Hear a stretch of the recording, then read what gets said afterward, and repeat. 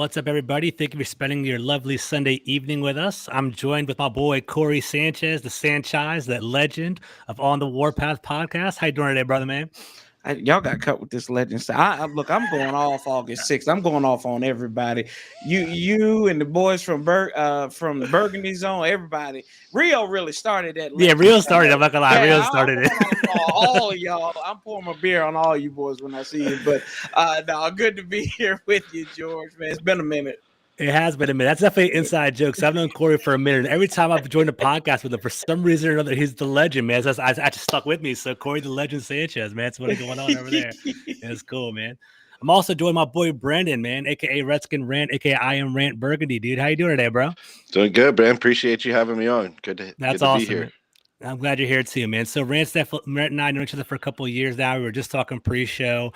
I'm glad he's in good health. We've definitely, I've known him for a couple of years. He gets kind of a bad rap sometimes on Twitter for talking a little shit here or there. But that's my boy though. I love Rant. So I'm glad he's on here. And today we're all going to talk about some training camp. So we'll be all good. So fellas, I want to indoctrinate you, man. The way I always start off my podcast is with some trivia. Okay. So this is not meant to embarrass you. This is not meant to mess with you guys at all. Just kind of some fun stuff to get the whole fan base talking, get things going over here. So let's get it going. So what's up, Patrick? Yeah, you guys got it. All right. So first question, you guys both ready? Yep. All right. This is a running back question. Okay. Over their first two seasons, who had more total touchdowns, Antonio Gibson or Alfred Morris? In chat, you guys can do it too if you want. So think about that. Over their first two seasons, who had more total touchdowns, Antonio Gibson or Alfred Morris? I think that's the easy one. I think it's got to be Gibson. It's got to be Gibson. That's what I was thinking. I was going to go Gibson too. I know Morris has probably had more rushing yards, but I think touchdowns I would give Gibson. That rookie season put him up over the top. All right, final answer, Gibson? Yep. All right, it's actually closer than I thought. Okay, so Gibson had 21 total touchdowns. Okay, he had 21 total touchdowns. Alfred Morris had 20, so Gibson actually just slid right by him. The trick is Alfred Morris, all those 20 touchdowns were all rushing touchdowns. He's a monster, dude. He had 1,600 yards his rookie year, so it's all good. The Gunny's coming after you already, Corey. Hey, well, look, George. Hey, we better tell him because we're on the simulcast today because that you've been so gracious to let me share the link with my channel. So man. So hey, appreciate having everybody up in here. So y'all watch y'all's mouth when we up here on George's channel, man. Nah, get after it, man. Have a good time. It's all good. We'll combine some channels over here. All right, question number 2. All right, in chat, you guys can blow this up too if you guys are watching in the chat. All right, so who led the team in interceptions last year? Who led him in interceptions? I think I know how. I think I got my guess. Oh God! Go. I'm gonna say Fuller. Okay, that's a good guess. I don't feel confident in that though because I can barely even remember only a handful of interceptions. Honestly, I got the correct answer in the chat. So go ahead, Corey. What do you got? Don't look at the chat, Corey. Do I really want to say Bobby McCain? Look at you, Corey. All right, the correct answer is Bobby McCain, man. Bobby McCain, he had four interceptions last year. Kendall Fuller had 2. So Bobby McCain was skewed though. I think he had 2 in the final game against the Giants. Is what ended up happening over there. That's right. He did come on at the end, huh? That last game. Gunny's my boy. Remember that? I love Gunny. What's up, Gunny? All right, third question. This is kind of a harder one. So think outside the box. All right. Third question. Antonio Gibson led the team in rushing with 1,037 yards last year. Who was second on the team in rushing yards? Taylor. Oh, yeah, I didn't even think about another position. Was it? I know it was only like 300 or 400 yards. I just don't remember. It was 300 yards. You're on the right path. Was it? I can't remember if it was McKissick or damn, I'm gonna go with McKissick. I'm gonna go with McKissick. Going McKissick. All right, Corey's going 3 for 3, man. Taylor Heineke, baby, 313 yards. I was surprised by that too when I saw that. Patterson was third, so Roger said Patterson was third. So Taylor Heineke had 313. Jared Patterson had 266. All right, that was our second. I don't know what that says about our backfield, but yeah, it's a rough one right there. It's a rough one for sure. All right, let's keep rolling. Okay, so all right, this one you guys should get this one. You guys think don't get overwhelmed. All right, which player had the longest reception of the season last year? Diami? Not Diami. No, it was JD. It was McKissick. My hit to you, Buffalo Bills. Yep, that's who it is. I was against the Buffalo Bills. Both of you guys got it wrong. Oh, it's Antonio Gibson. Yep, it was Antonio Gibson. That's what I knew. It was a running back. Yeah, what was Gibson. Antonio Gibson had a huge, 73-yard screen where he ran all the way down the field. So he had the longest catch of the year. Yeah. Yeah, see, I thought that was McKissick who took that one. Okay. I thought it, from the Giants game. Yeah. Because I thought getting them in that field goal range, that was long enough. But yeah, that's right. It was him. Mm-hmm. All right, very last one. All right, this is a little bit harder. So you guys can get this one. I believe in you guys. All right, who led the team in yards after catch last season? And it's not Terry McLaurin. I'll give you guys a hint. Who led the team in yards after catch last season? You guys know this one. You just don't overthink it. That one has to be McKissick. McKissick, yeah, that's what I'm saying. Very good. Is it Eddie McKissick? It's a very good guy. Sorry I put you guys on the burner to kind of start off, but it's always fun to get the trivia. Oh. At least it was recent trivia. I thought you were going to hit me with the old school questions. I was really sweating those. Yeah, no, it's all good. It's all good. All right, guys. So thank you for jumping on the pod. We're about to jump into a training camp preview. I want to give a shout out to WM Sportsbook, who's our partner for the show. Thank you for their if you guys have any sport betting needs, look into them. They're very seamless. They're very easy, all Venmo and PayPal. So good looking out with them. So what's good, Vic? All right, guys. So let's jump on into it. It's a training camp preview. I'm going to throw it up. I'll throw it up to Corey first, and Rant, you can jump in right afterwards. So, I think this is the kind of year where there's some optimism in the air and training camps around the corner. What are your overall thoughts on the team heading into training camp, Corey? Are you optimistic? Are you worried? Are you concerned? What are your thoughts on the team going into the season? Cautiously optimistic. Very cautiously optimistic with this team. I think that like every year there's a floor and there's a ceiling. And it always seems like the stars have to align. I think that you've got a quarterback who is for some reason getting a whole lot of disrespect for no apparent reason. He had a bounce back year from what he had in 2020 and Carson Wentz. And, whether you look at the tape with Indianapolis, I think he played really well going through that system at times, and then he played really bad, but I don't think it was all him. I think that you have a defense that has a lot of questions, especially when you have two former NFL linebackers on your coaching staff, one being your head coach, one being your DC, and that has been the weakest position over the last 2 years. You've lost 50% of your interior defensive line to free agency and cutting folks. So what's that going to look like? What's your secondary going to look like? So there's a lot of questions. What's this wide receiver room? Who's going to be your tight ends? There's a lot of questions, but I'm cautiously optimistic that hopefully they can put this messy puzzle together. I agree, right? I think the team definitely, there is some positives that you can be seeing, like building in the right direction, drafting for specific positions inside the team. But at the same time, there are a lot of questions. That's kind of where the team kind of is going to fall. So, if everything hits, the team can be very good. But at the same time, we have no idea whether they're going to hit or not. Rant, what are you thinking, bro? How do you feel about the team so far going into the season? To be honest, I'm known obviously as a pretty pessimistic guy because I've been so burned so often in the past by this team, but I feel that you guys kind of stole the words right out of my mouth. Cautiously optimistic, with those question marks that you guys both kind of touched on. If everybody comes back healthy in a perfect world, we could be really, really strong. You hate to say the term on paper, but when you look at it, the roster's clearly improved if everybody can come back healthy. That being said, the people that are question marks are big question marks.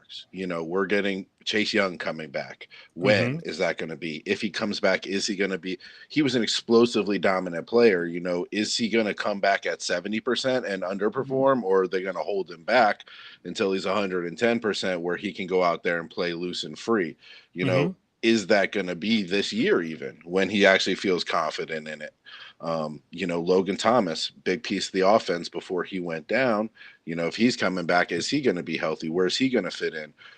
One of the things about Corey kind of mentioned Wentz, it kind of goes understated, I feel, amongst our fans how, much he loved the tight end position. He was playing really well at the beginning of his career. And I don't remember the exact stats, but there was, tons of commentary around how little production he was getting from his wide receivers, but he was having guys, Pro Bowl wide receiver, tight ends, excuse me. So, if Logan Thomas comes back, how well will he sync up with Wentz? I think is a big one too. I agree. So we have a lot of questions. I do feel optimistic, but I'm cautious. I am optimistic, but I'm pretty cautious because I want to see, I love to say in a perfect world, but when we look at our franchise, I haven't seen perfect world stuff happen here very often.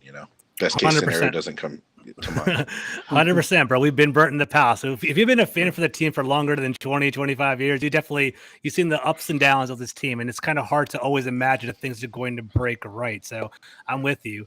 You brought up a great point. Logan Thomas, basically, he's a dire need for this team. I heard a great stat the other day. So Lamar Jackson was the quarterback that threw to his tight end the most, the number 1 in the league.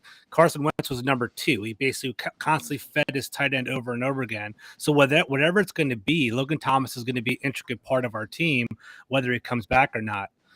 Roger kind of alluded to it earlier in the chat. He said Amani Rodgers is more explosive than Cole Turner. We'll kind of see how that goes. I'm really excited about the tight end whole battle. We'll talk about that a little bit later in the show. And then my boy Vic, who's an Eagles fan, has firsthand experience. He says the Commanders have plenty of positives, George. The biggest unknown is Carson Wentz. Washington will only go as far as Carson Wentz can go, unfortunately. Do you guys both agree to that? Yeah. Okay. Are you guys Carson Wentz fans? How do you guys feel about that? I've warmed up to him. I've warmed up to Carson. I've warmed up to Carson. We're gonna give him a hard time because he was with the Sheagles all them many years and up there in the land of brotherly hate. But I think that the dude, it just broke bad. It broke bad for him. He was like a pitcher trying to find the strike zone, and he was throwing strikes the whole time up until that injury in LA. And then they go on that magical ride. Nick Foles, the disgrace. One time people were saying he was going to be the future of the Eagles. And he went on a once in a lifetime ride and beat the New England Patriots. But y'all know at the end of this too, people were rumbling saying that, he wishes the Eagles hadn't won the Super Bowl without him. Some people say, well, that's pretty being a crappy teammate. I think that's being a competitor. Like, why, if you're in an MVP type season, why would you want your backup who basically just latched on at the beginning of the season with you all, just trying to find a way? That people are saying his career might have been over with at the time. Why would you not want to win this and put this all together? Like, that's a competitor. That's a competitor to me. But and then we forget what he did up in 2019 when he had you, me, and Rant playing wide receiver for him. Yeah, Rant playing fullback, man. Yeah, we were all playing. We were all playing everybody. Like, I think they were having auditions. It was like American Idol that December in 2019. It was American Idol. Philadelphia Eagles trial to be a skill position player. Yeah. It's interesting. So Carson Wentz is definitely polarizing. I don't think he's as bad as he was in that 2020. Is it 2019 or 2020? That one fallout year, 2020. I don't think he's as bad as that year. I don't think he'll ever get back to the MVP year again. I think we're going to see that 27-7 kind of average that we've been seeing throughout his career.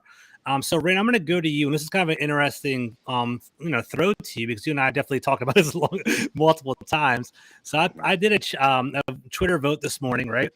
I said if Carson Wentz provides Kirk Cousins' tenure here, right? Happy with that.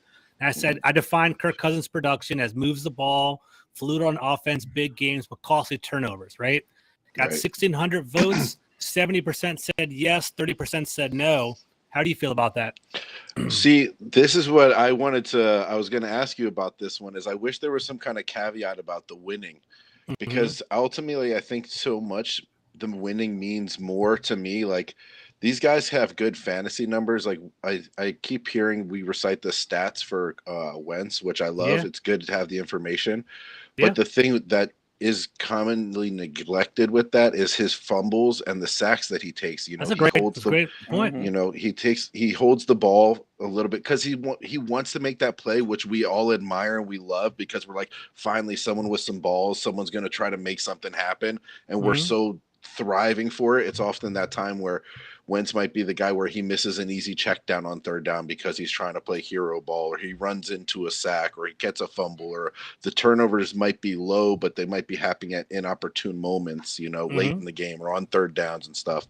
So I'm hopeful that, you know, he can play up to his ceiling, but I am worried about his floor coming into play, you know, at poor times. I think overall he's going to be a clear upgrade. Obviously, you know, the talent that over he has. Heineke. Yeah, I agree. I mean, just in general, you know, us getting league average is going to be huge. So I it's hard for me to vote on that one because I want to say yes, I would be happy with that because I think overall it would mean we're showing that we're going in the right direction. But I worry because I'm so tainted by the Kirk years too. We were plagued by poor defense where, you know, there was many times in those games we were down 2 touchdowns and we're playing 2-minute drill by down 14 points. You know what I mean? Where we're still just trying to make the score look a little closer and padding. Stat padding. You know, to each his own. You know, I believe I would want to win. Like, I don't care if the quarterback puts up, you know, 150, 200 yards per game and we're winning with that formula. And it was interesting. I was looking through the Colts last year with Wentz, and a lot of the games that they won, it wasn't because of him, you know, winning the game necessarily with his arm. You know, he was smart on third downs. You know, he wasn't costly. He wasn't costing him the game. You know, it's almost like the old Alex Smith game plan. It's like, hey, go out there, don't give up the ball for us. You know, take the shot when you have it and play conservative until you have the shot. So if we get that paired with our weapons that we have now and a bounce back from some of the guys at least to average on defense, because the defense just fell off the planet. Yeah, dude, the defense was. I think I'm more concerned about the defense heading into next year, honestly, over the offense. I think the offense is going to have a higher floor with all of our talent and Carson Wentz. I'm worried about our defense. We have this. We're basically bringing back the same unit with the same coaches. Like, what's going to be the difference? You know, there's no causation. So we'll see what's up. I don't know. Yeah. And, you know, it's kind of funny when, Rant, when you mentioned Alex Smith. I mean, y'all saw what Alex Smith did for us during that little bit of time. He was 6-3, but people weren't satisfied with it because of the unsexiness of what he was putting up. He was throwing for like winning ugly. Yeah, he's winning ugly and not losing sexy. And that's sometimes that's that causality that you're talking about, because I think that, you know, Carson can give you a little bit of that. I think if he's a little bit cautious, he has mobility very similar to Alex Smith, but he's got a bigger arm. Healthy Alex Smith. Healthy Alex Smith. But let's be honest, even a limped Alex Smith was doing more than most quarterbacks we've had in the past. So, I mean, we won't get into that one. But, you know, and it is on the defense. And I think for this team to be successful, this defense is going to give up 20-plus points. I would say 11 to 13 times next year. I just have a feeling from looking at it on paper again, you're going to have to outscore people. Like, people are talking about week 1 against Jacksonville. They're afraid Justin Herbert's going to throw for 3 touchdowns. I said, I'm not afraid. I think that's a real possibility. It doesn't scare me, but I said the offense is going to have – Carson Wentz is going to have to make up 4 touchdowns with his weapons and everything. They don't necessarily have to throw for him, but they need to do it offensively. They got to have 4 touchdowns. We know what the minimum is. So I'm worried, man. I think our defense is definitely suspect. I want our defense to be really good, right? Whenever I do these podcasts, I talk to people from the Cowboys and Eagles and like more national people, and they always like, "Oh, your defensive line is fantastic. It's dominant." Yada yada yada. I'm like, that's the headline. That's the national headline. That's the national headline. Like you don't see it on the day-to-day basis, right? Like if you're looking at it on paper, our defensive line's like dominant. Jonathan Allen's pretty legit. Deron Payne's a pretty good run stopper, but then Chase Young and Montez Sweat, for various reasons, didn't really thrive last year. So they need to step it up.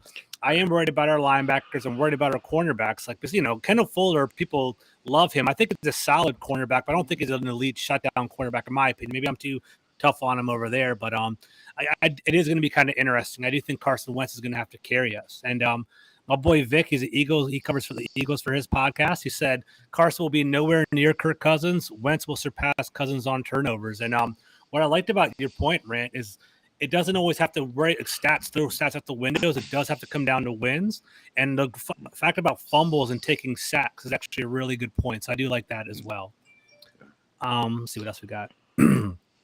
Yeah, Vic says the O-line has to be in check. If they can hold up, Scary Terry can work and make big plays. So one of the other things I wanted to touch on before you move on, if you're gonna still talk about Wentz, is recently Rosen was back in the news, and the fact that 2 teams got rid of Rosen and now 2 teams got rid of this guy, it's just, is he gonna?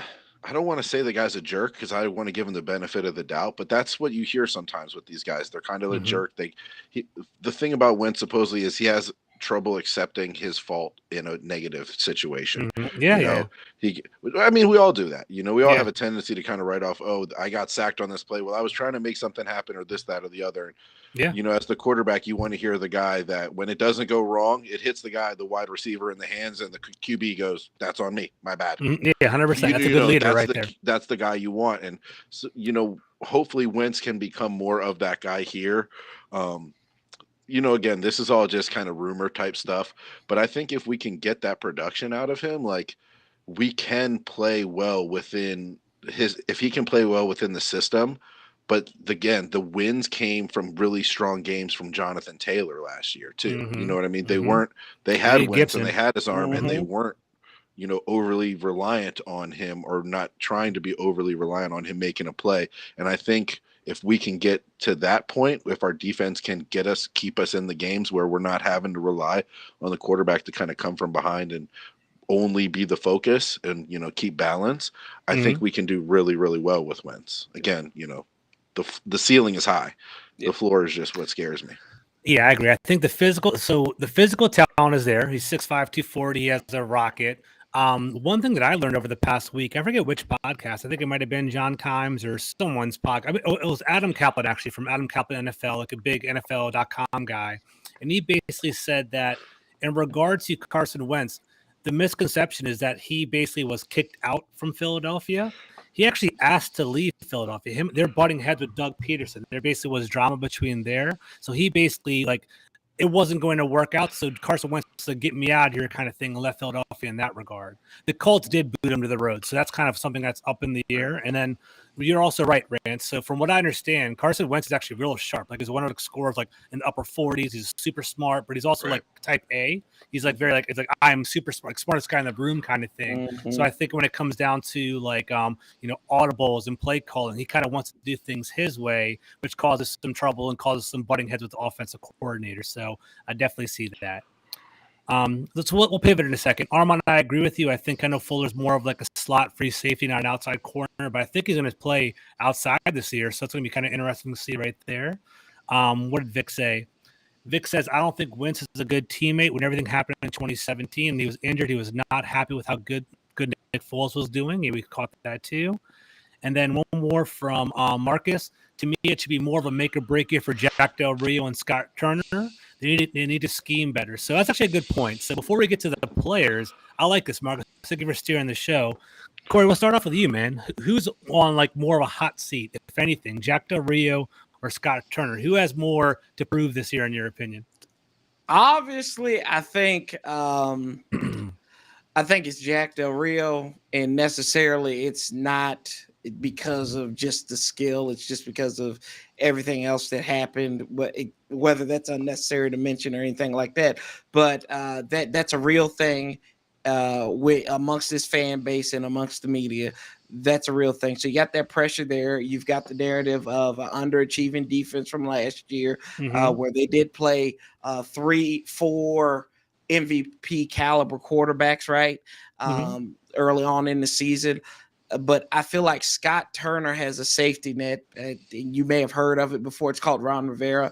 And I feel like Ron is indebted to Norv Turner from his time back there in San Diego. So I think Scott, if anything, has a longer leash than Jack Del Rio. So I think it is do or die for Jack Del Rio.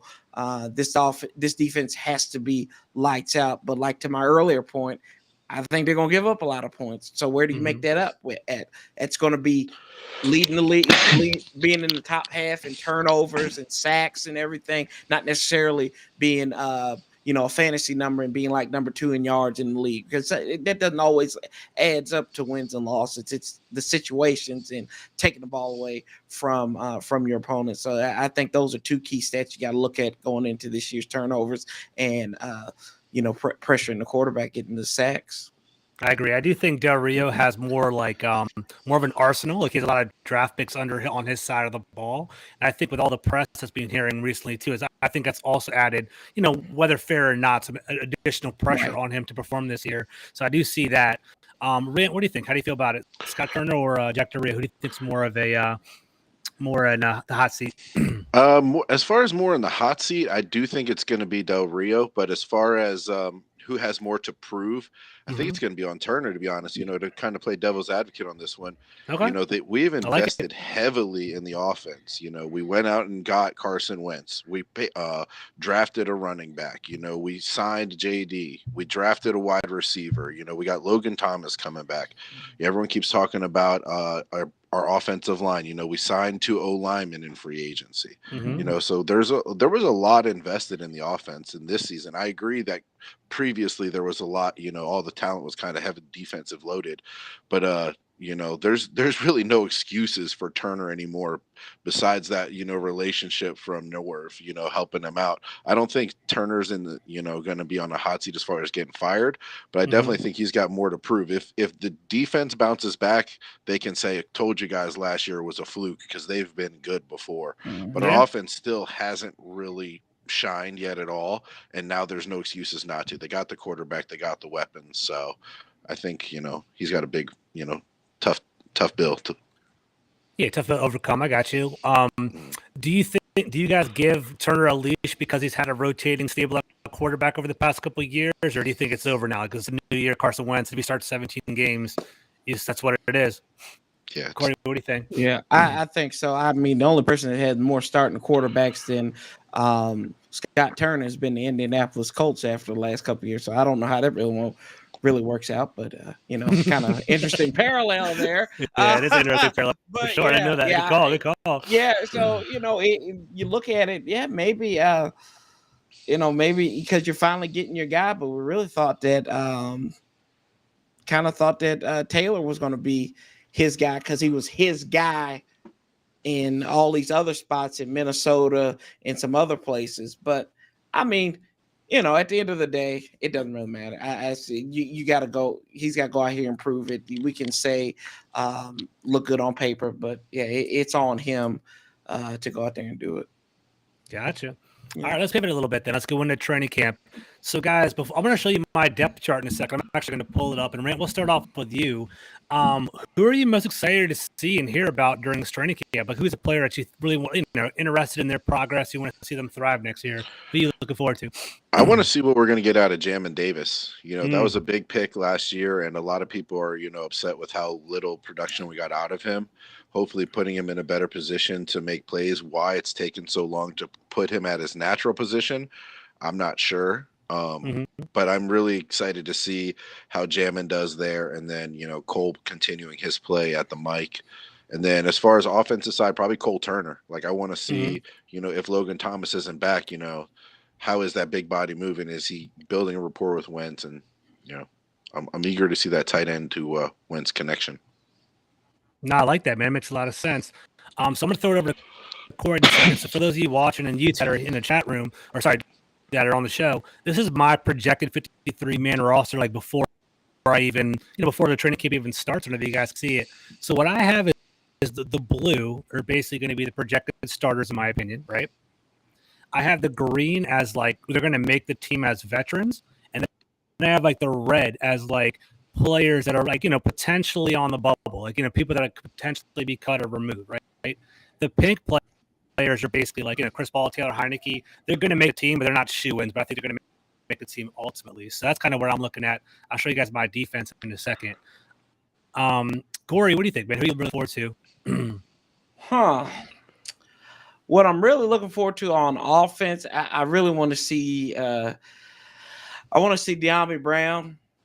I think he could emerge as that number 4 guy out there, because if you got it set up with Terry, Jahan, and Curtis Samuel, I think that De'Ami Brown, he's got an opportunity. Like he can be what Aldrick Robinson was in this offense in early, in 2012.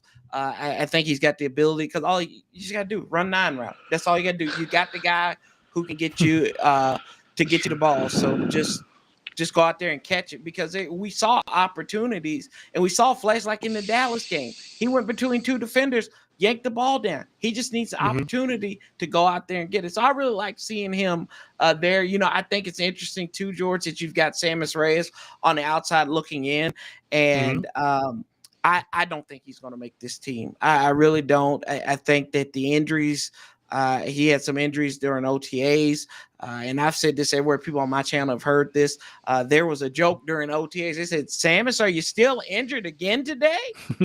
So that, to me, that's very telling. It's hilarious. It's hilarious. I was like, and I sit there, I look at my fiance Anna. I'm like, "Did you hear that?" And she's like, "Yeah." I was like, "Oh, it's okay." I said, "This is something we probably need to look out for."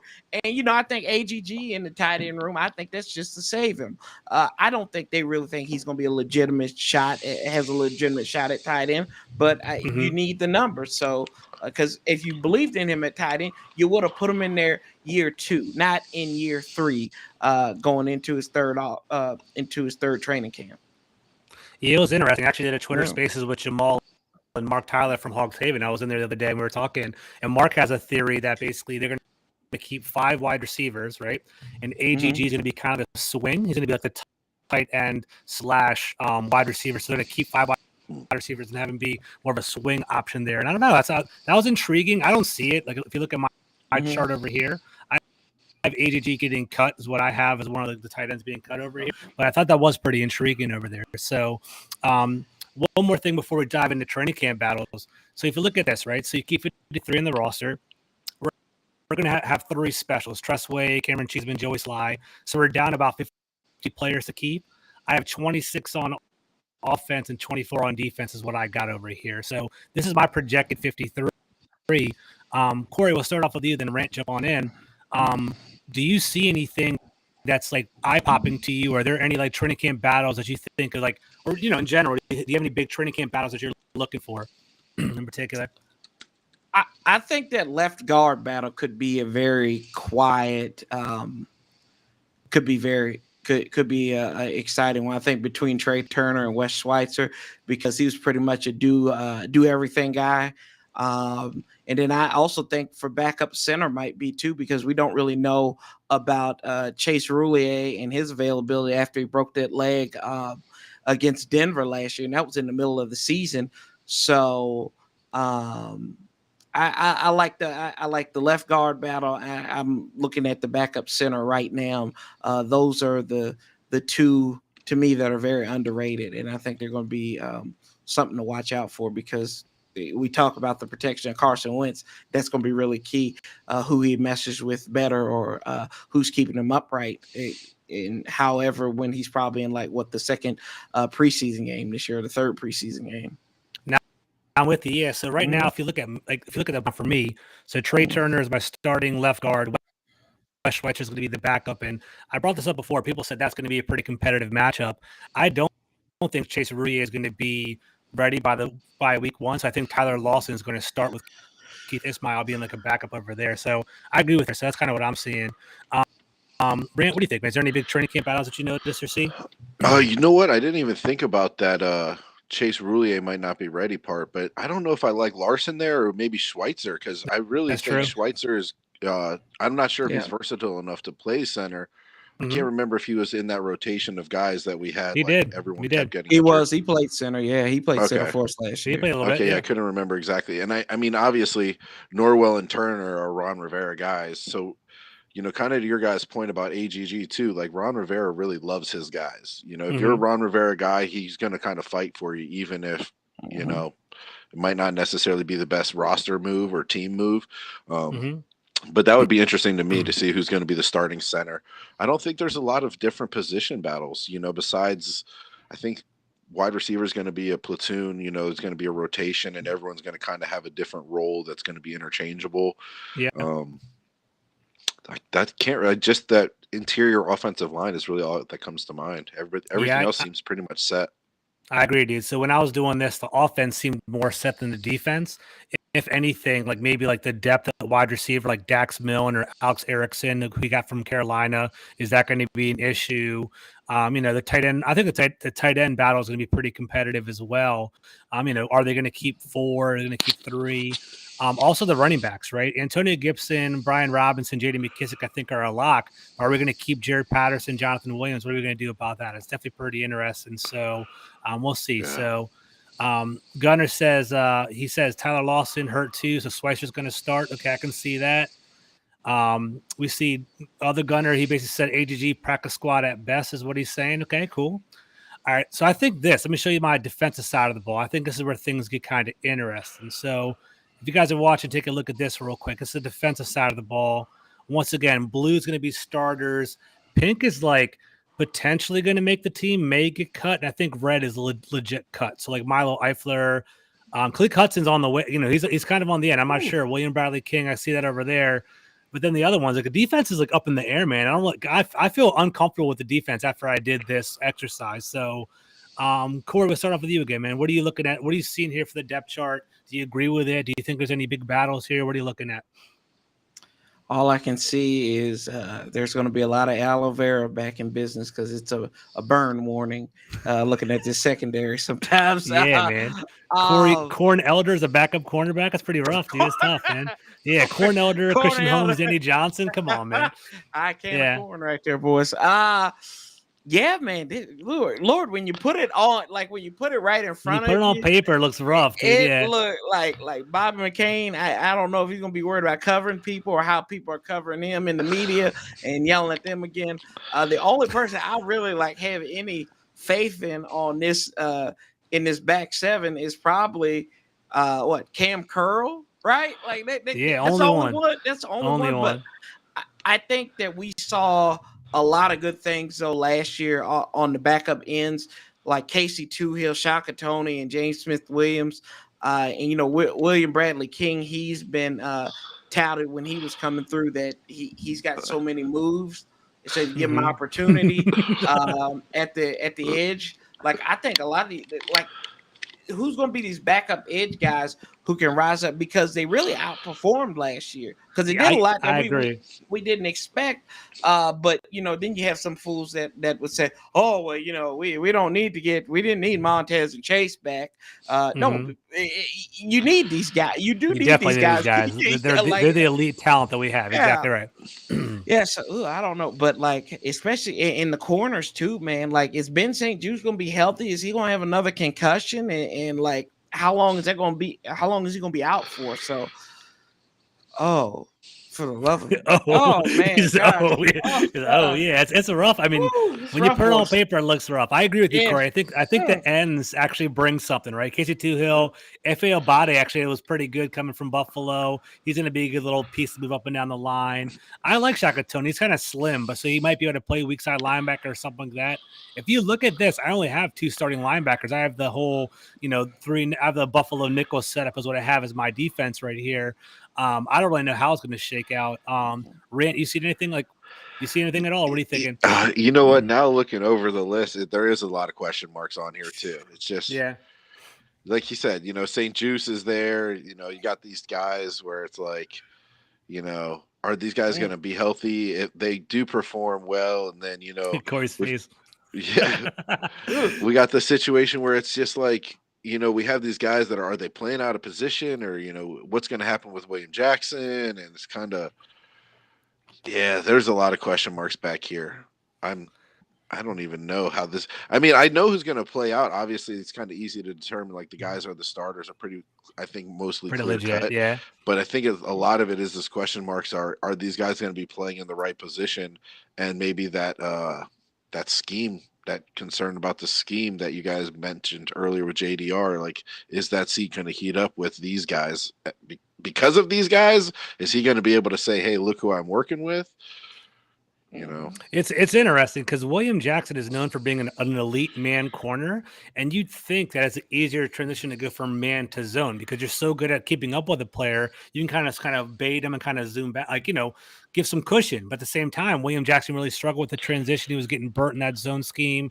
Our front line wasn't really getting there, so it didn't really turn out too well. but like, why can't we just? Why are we asking these guys? It's kind of like the old Ryan Kerrigan thing. It's like, why are we asking Ryan Kerrigan to drop in coverage? Like, you know. I got a great question in the chat. I'm going to throw it to you, Rant, first, and then we'll go over to Corey. So there's a free agent that's floating around right now.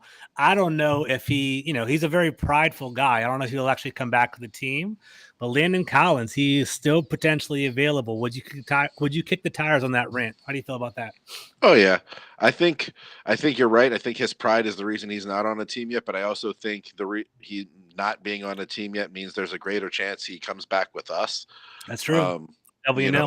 It's one of those things. He probably does. Who would want to do the same job for less money? I don't think anybody is going to go to their job today and say, "Hey, boss, pay me less." It's cool. Like, I'm really happy about that. I love you, so why not? People forget this is a job and this is his livelihood. 100%.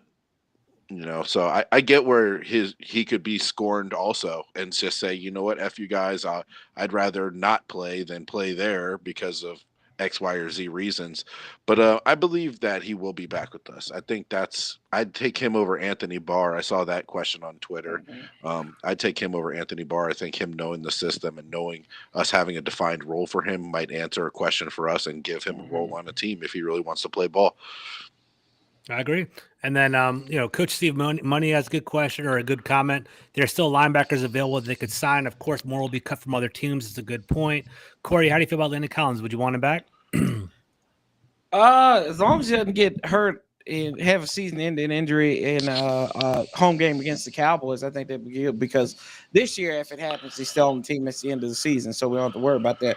But he comes off his best games, and then he's done for the season. Or like I think maybe he played a couple games after he got hurt against Dallas, but I think he played in that Philly game really because he had to. He's a playmaker. If you play him right. Yeah, when they played him closer to the line, we played linebacker. He played really good, in my opinion. I love watching him. That was the Landon Collins that I was envisioning for the team when we first signed him. In my opinion. And coming back to that though, he's got to be wanting to play that. He's got to accept that because we know, like y'all think about that. Important. Remember when we won the game against? I think it was. Who did we win against? And he was just like, yeah, it's good we won, but I'm not really playing in. And I'm paraphrasing, of course, but he wasn't happy because he was playing. He wasn't playing the position he wanted to as safety. Yeah. To me, I'm getting kind of what Rant said. I'm getting paid good money, getting overpaid my worth, even knowing my worth. And I'm doing pretty much, and I'm being successful where I can trigger more incentives, even though I'm playing out of position. He was all pro before he came to us. You know what I mean? All pro at his position. Exactly. Yeah. And I just don't. I don't get it, but I'd love to have him back. I still kind of like with Rant. In the back of my mind, I think there's a way where he'll come back and he'll play for this team because when he was played right, he did excellent. So I want that Landon Collins. If not, he needs to turn that Sean Taylor jersey back into to Dan Snyder. But that's another story for a different day. Yeah, Landon Collins means more to us, I think, than any other team. And I think he has a better chance of playing well with us versus any other team. So if he's looking to get another deal or another contract, he's going to have to do some type of one-year prove-it deal with somebody else. So why not have that same type of deal with us where you're at least in a familiar system, in a familiar place? If he came back, that'd be fantastic too. I think he is kind of the missing piece that we need to. We kind of need that hybrid linebacker role. But do you guys think that would step on Percy Butler's toes by any chance, or what do you guys think about that at all? Not really. He's a rookie. Nobody should be worried about stepping on anybody's toes at this point. These people got to prove themselves because if they don't, this NFL not for a long league. So you're and you were drafted at the bottom of the round. They don't have high hopes of you sticking around anyways. If you do, it's a bonus. Yep, so true. If you can step up and get yourself a second contract in the NFL, you're doing pretty damn good. So he's going to have a chance to play Percy Butler. So it's really going to be up to him. He's going to get snaps. That's for sure. That's true. I agree with Rufio. I don't really know if he's going to get a big money contract as a safety anywhere else, right? So he definitely, I like what you were saying, Rand. He's more valuable to us. If he wants to get that prove-it deal, he should probably stick with a team he's familiar with and a defense he's familiar with. So speaking of rookies, let's kind of pivot real quick over here. I'm going to pull up our rookie class over here, and this is our draft preview. These are our rookies coming in. We have Jahan Dotson, Phil Mathis, Brian Robinson, Percy Butler, Sam Howell, Cole Turner, Chris Paul, and Christian Holmes. All right, Rant, we'll start off with you. Which rookie, okay, I don't know if I should leave off Jahan Dotson because it's the easy choice, but which rookie are you most intrigued by heading into training camp and, heading into this offseason? Who do you think is going to make a big impact on our team? I think, honestly, it's going to be Cole Turner. Because that situation with Logan Thomas still being kind of up in the air, and these guys when they come back, as soon as they come back, we're happy they're back, but we kind of automatically assume they're going to be back to 100% themselves and being that same person. So I think Cole Turner is going to have a big opportunity in front of him because that, aforementioned Wentz loving the tight end. I really think he's going to be the one. I mean, he's a later round pick. I think he's a fifth rounder. I couldn't remember fourth or fifth. So he's going to be someone late that they have low expectations for, but I think he's going to be able to use his size and develop early. He might, get 6-7 touchdowns this year.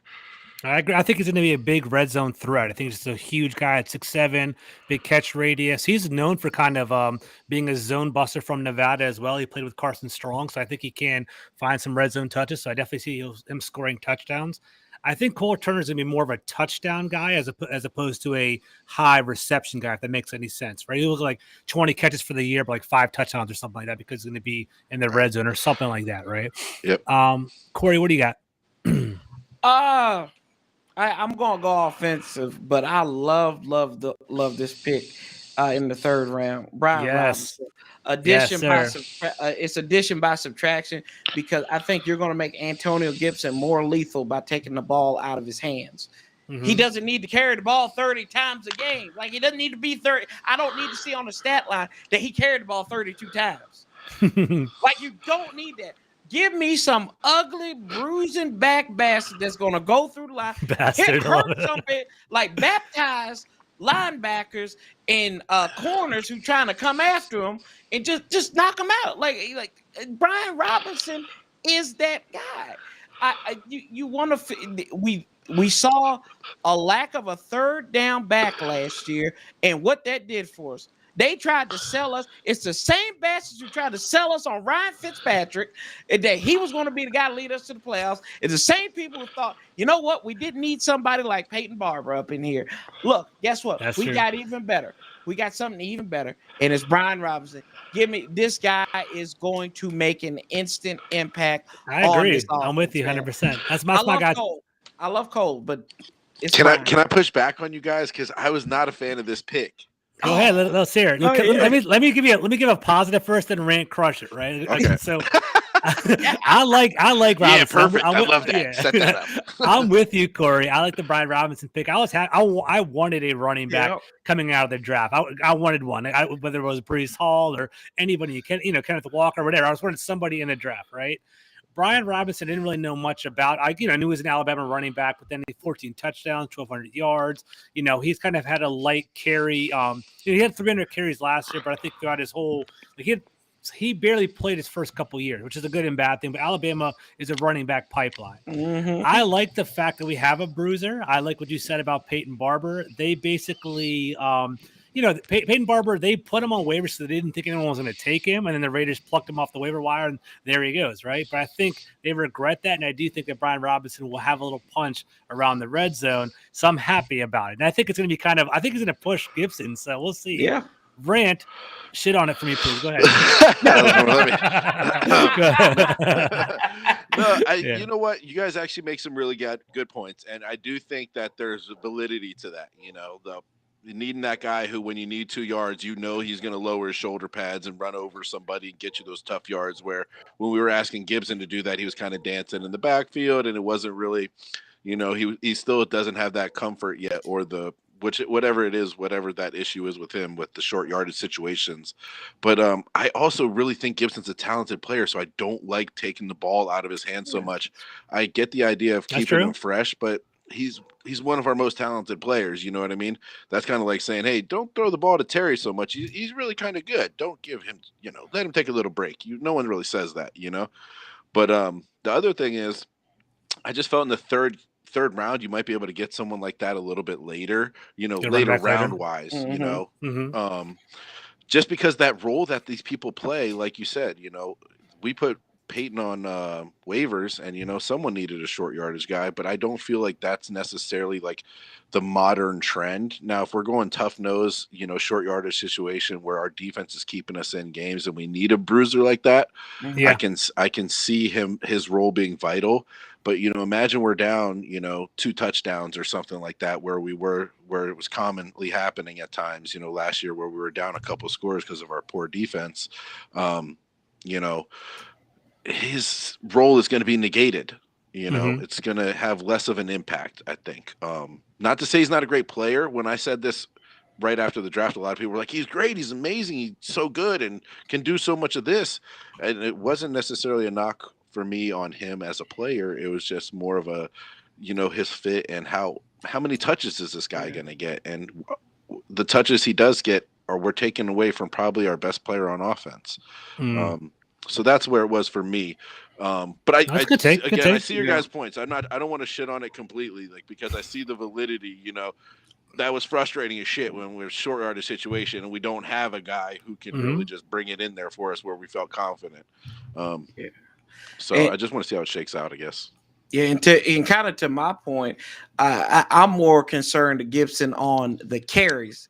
I think he can be more of an active guy in the passing game and getting him active out there and getting him back to like when he was at Memphis, being kind of like that wide receiver kind of guy. Because there's no reason why he couldn't be like a Deebo Samuel type dude, because he's already getting the carry game on. But let's involve him more in the passing game, because what was that trivia question, right? He had the longest pass play off that screen, actually against one of the better defenses in the league at Buffalo. So that's where, I kind of want more of those carries to turn into touches more than anything. Not having them touting the rock carrying it just as straight running back. That's more. I'm with you on that. Yeah, I'm with you on that too. I hope they do that, and they hope they bring the 2 running back looks and all that kind of flexibility and versatility and everything like that. So I'm with you, man. I hope that comes to fruition. He's a big boy. Put him out in space too. 230 pounds, like a 4.3, 4.4 kind of guy. If you can get him, throw him a screen and let him freaking trucks people going up the field, that's definitely more impactful, I think. So, 2 more questions and we're almost done with the podcast, fellas. So thank you for this. Speaking of our offense, right? We talked about Antonio Gibson being flexible. Curtis Samuel, we have no idea what's going to happen with that. Big Doug put a great question up on Twitter today, and it kind of provoked a lot of thought. Who do you think is going to be the second highest receiver on the team? I'm personally thinking Jahan Dotson, man. I think Dotson's going to come out 50 catches this year, 700 yards. I think he's going to kind of have like a Jamison Crowder kind of year. I think he's going to be our number 2. Like he's going to be more of our. This is my vision for Jahan Dotson. I think he's going to be our slot wide receiver. I think they're all going to be interchangeable and move. I think between, quick slants and between training camp with Terry gone, Dotson and Wentz have a good relationship. I think Dotson's going to be fed a lot. So I think he's going to be our number 2 person. Brent, I kind of already know what you're going to say. I'll come back to you in a second. Corey, what are you thinking? Who's going to be number 2 on this list in regard to receptions for the team? John Bates. John Bates, get out of here. John Bates. That's what I was. Yeah, I think one of the tight ends is. Because Carson, you call me crazy, but Carson Wentz loves his tight ends like that. Yeah. That's just what he does.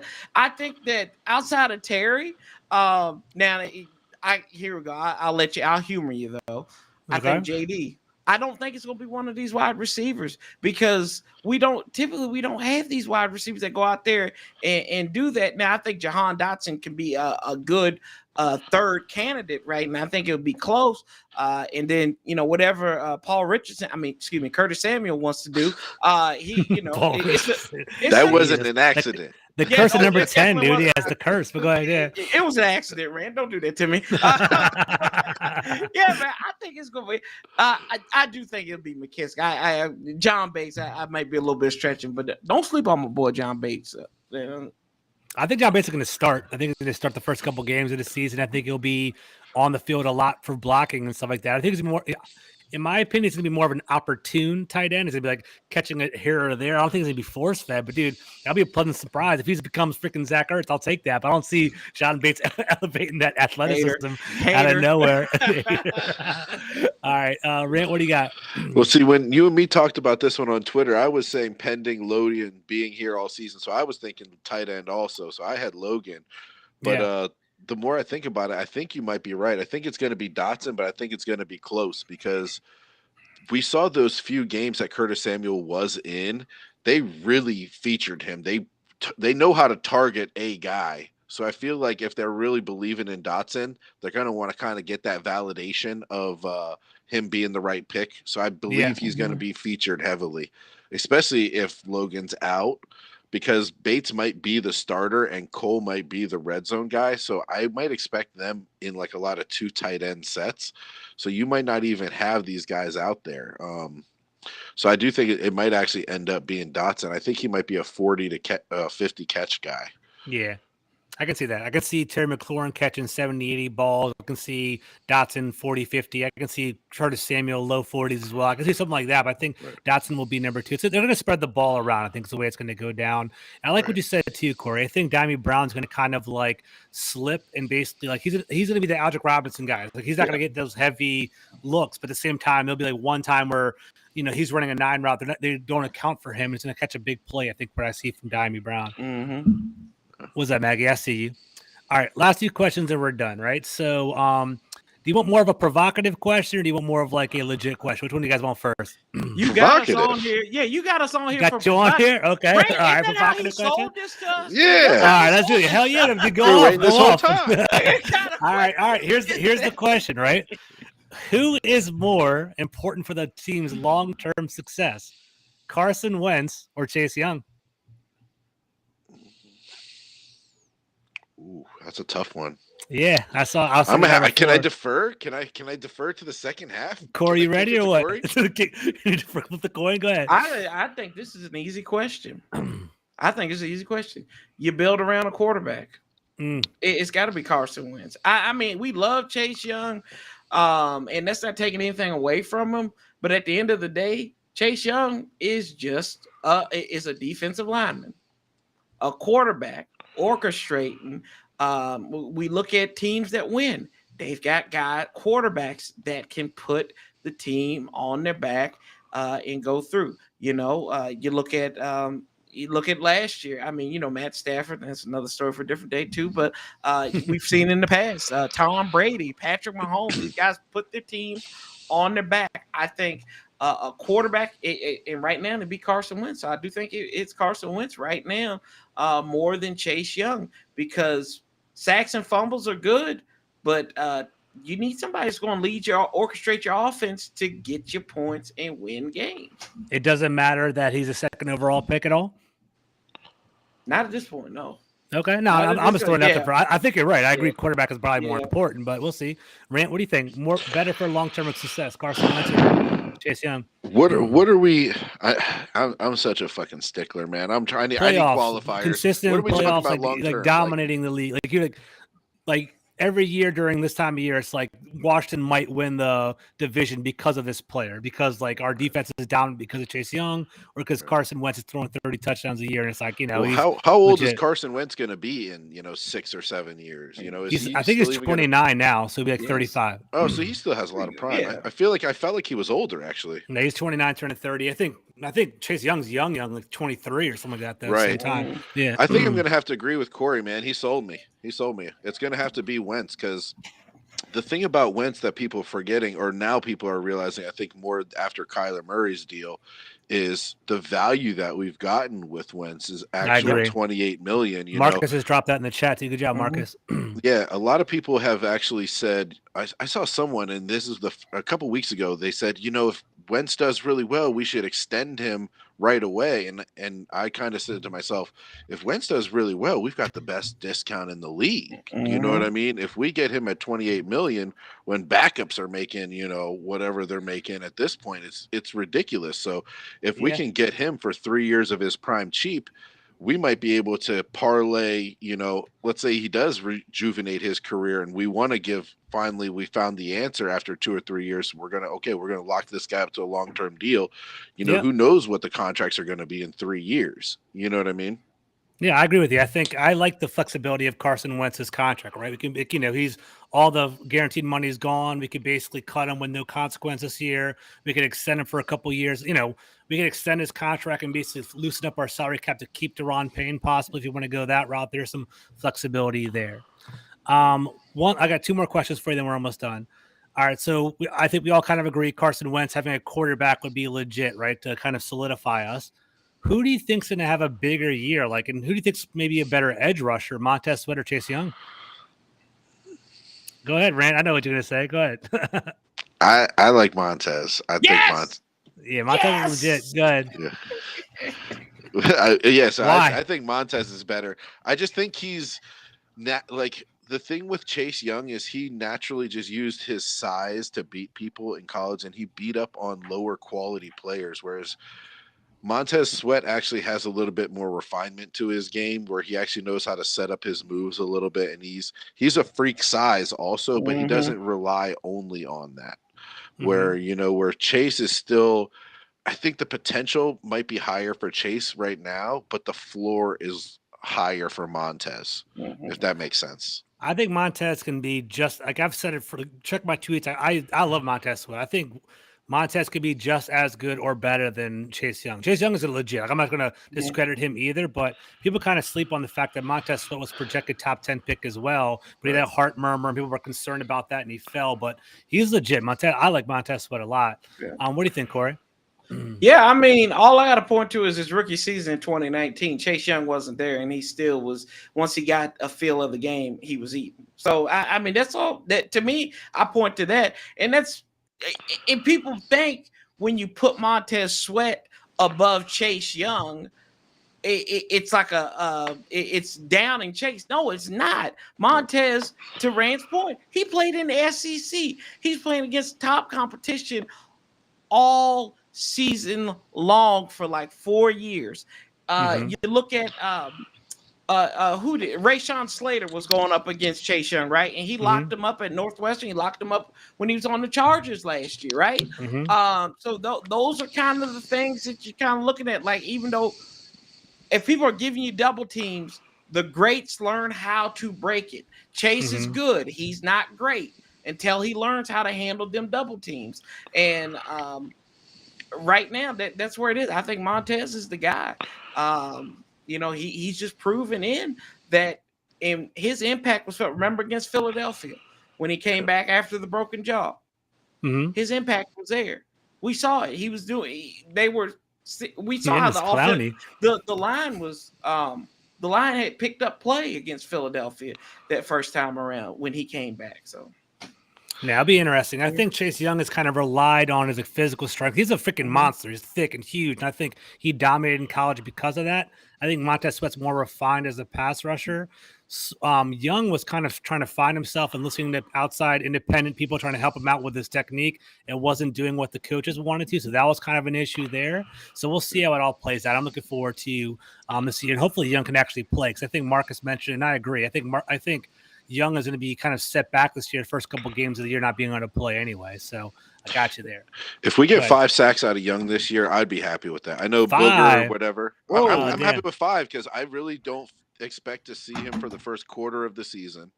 Dang. And then it's probably going to take 2 or 3 games for him to really – this is an ACL, you know what I mean? And he correct me if I'm wrong, but I believe he had his good ACL – he had a graft on his other leg, yeah. So it took from his patella tendon to make his ACL, which is like a from what I understand, it's like better longevity. It's like it's going to have a healthier leg for the long run, but it's a longer recovery as a result. Right? And you're having one surgically repaired leg, and now you have two. They had to go in there and they had to do a surgery to take that thing out. Yeah. So, just for him to get comfortable, I'm saying it might even take a few weeks. So if we get 5, like I'll be happy with that, because if we get a half of a season of him playing at 100% and Montez is playing at 100%, I think that'll be, if they can take some humble pie and take the learning lesson that was last year of their kind of fucking, believing the hype before that production came. They were talking about being one of the best lines and breaking the sack record. People don't talk about the quotes, but there was some chalkboard material from this D line that the expectations that they placed on themselves. Corey or Rant, would Chase Young be a disappointment at that point if he had 5 sacks this year? Let's say it was like, I think he had like 9 his rookie year, then 1.5 last year, then 5 year 3. That's like 15 sacks over 3 years. Was that any?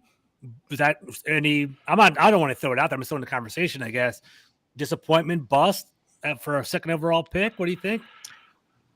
Got to look at the factors. If he's missed a season of games, how many? Yeah. If he misses 4 this year, how many did he miss last year? Yeah, I think he missed like 8, maybe. I'm not exactly sure. I can look it up while you guys are talking. Yeah, he missed half the season. He missed like half the season because it was in that Tampa game, so that was about midway point coming off the bye week too, right? I think so. I'll look it up right now. Yeah, I think that people want to take that so quickly and use that term bust, but I think it's a whole bunch of factors. I want to look at his pressures too, right? It's not just the sacks. How many forced fumbles is he getting? How many tackles for loss is he getting in the backfield? I think those are also key factors.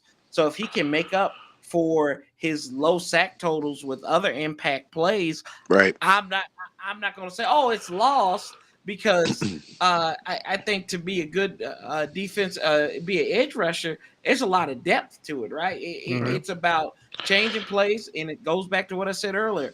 Are you forcing turnovers? Are you can't focus on the sacks only? Exactly. Right? Yeah, you can't do that. So right, that makes sense to me.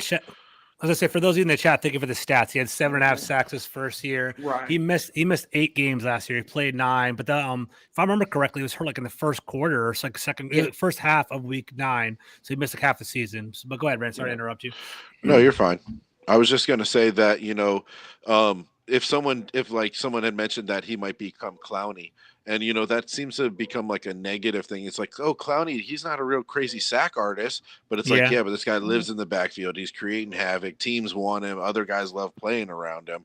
If Chase Young can become that guy, that becomes a guy that I would want to keep. You know what I mean? Yeah. But, he's got to live up to that potential. That's the whole thing with this whole situation is you have a guy with high potential and big expectations. So fans he expects a lot out of himself. So fans are going to expect a lot out of him too. And when you don't live up to those expectations, you make it really hard for yourself, but if you could, that's why I said, if these guys can just take some humble pie and, stop taking the bait on these media guys where you're saying, oh, hey, well, how great of it, you're going to break all the records and just say, we're going to go out there, take it one snap at a time. I'm going to try to beat the guy in front of me and do my job. Just have that work hard mentality where these guys bring your lunch pail and just go do it.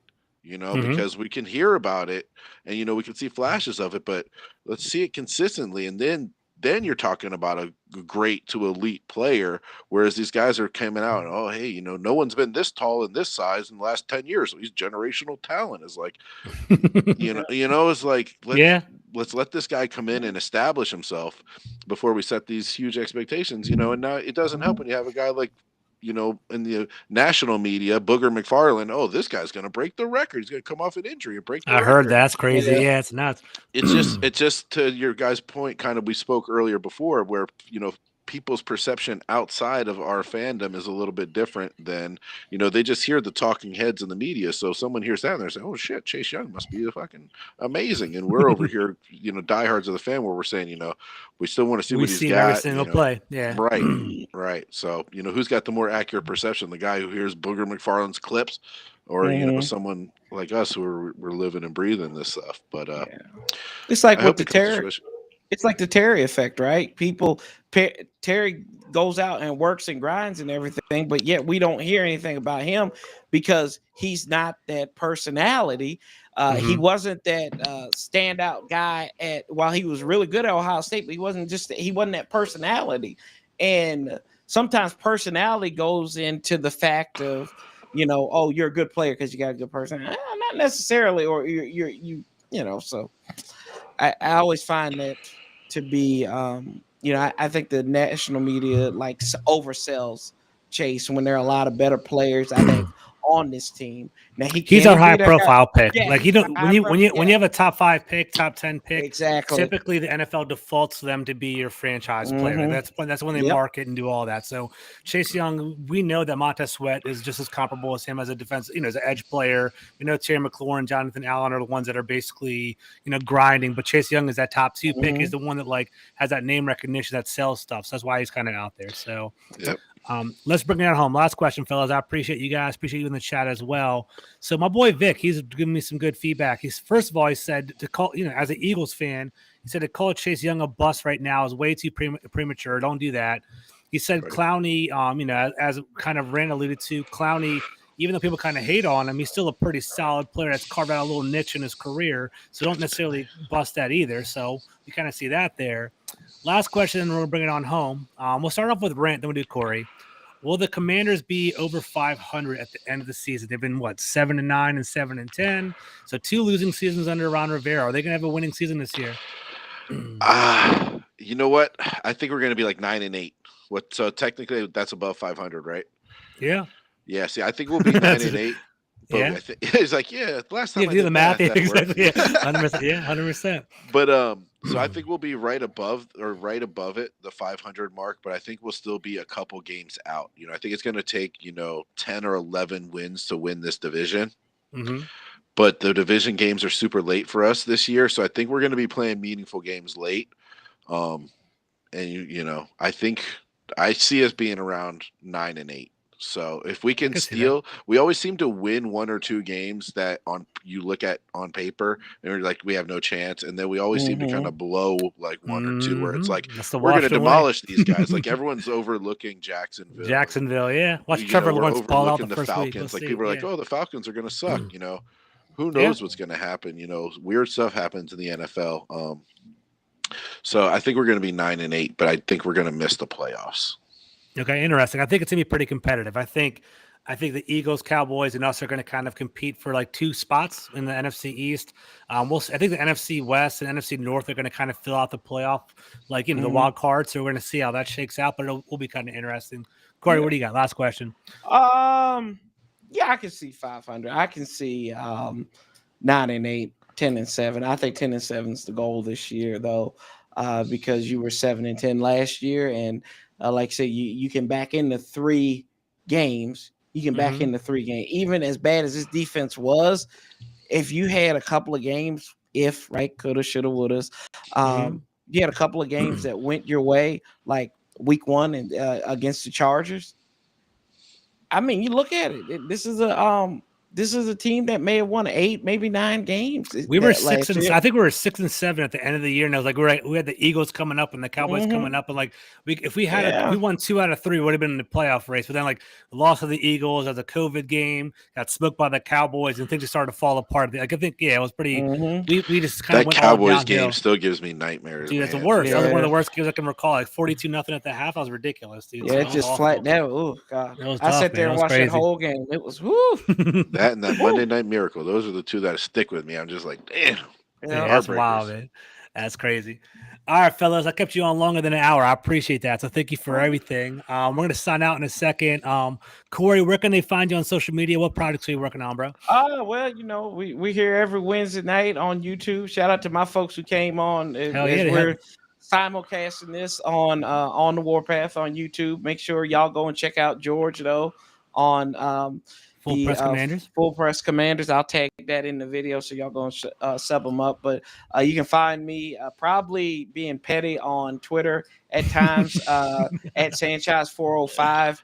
I'm ready for. I'm tired of this prognostication. I'm ready to talk about living, breathing football, and not coulda, shouldas, and wouldas. And like I say before, bump your feelings on the Madden ratings because it doesn't matter. Actually, I have those. We'll talk about that another time. I actually have those in the wing, but we're already over an hour. All right, Rand, what's up, man? Plug where they can find you on social, whatever you up to. I'm always talking shit on Twitter. Just I'm Rant Burgundy. Just give me a follow if you don't follow already, or if you want to. You don't want to follow, that's cool too. I know I'm not for everybody. Some people don't like how brash I can be, but it's all out of love. So if I ever bump heads with you, like I was saying to the guys before the chat started, hey, if I bump heads with you, it's because I love you guys, and I'm just a fan like you guys, man. I just care about this team, and my expectations have been hurt a lot. So if I come off harsh, it's because I'm trying to protect us. All right, guys, I'm trying to take care of our ego so we don't fall for the same traps. So don't get mad at me. It comes from a good place. It comes from a good place. I like it. Comes from a good place. It comes out of my heart. I love you guys, and nothing else to promote. Just live a healthy lifestyle and trying to get happy and healthy.